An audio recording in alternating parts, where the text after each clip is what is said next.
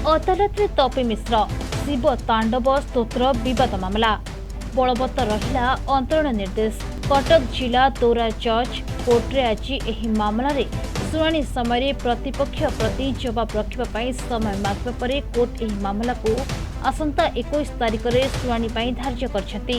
तेबे रत्ना फिल्म्स तरफ दायर मामला रे ओडिया शिव तांडव प्रसंग में तपी मिश्र कॉपीराइट आईन उल्लंघन करने अभियोग होता। यह मामला को कटक जिला दौरा जज विचार पर ग्रहण कर अंतरण निर्देश प्रदान करते।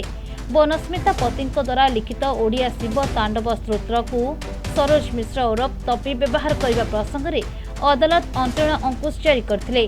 विचाराधीन थिबा ए संपर्कित मध्यवर्तीकालीन आवेदन राय प्रकाश पर्यंत बनस्मिता पति द्वारा लिखित ओडिया रे शिव तांडव स्तोत्र को तपी मिश्र प्रकाश बा प्रसारण करें नहीं बोली अदालत अंतरण निर्देश देते।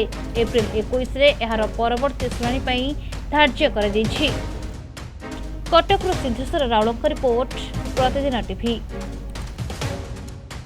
बेक पिठी अंटा आंठू आदि समस्त दरजर एकमात्र तैल श्री संजीवनी पेन रिलीफ ऑयल। श्री संजीवनी लगैले जमा बिंदीवनी। श्री संजीवनी पेन रिलीफ ऑयल हर दर्द को समझे, रखे सबका ख्याल।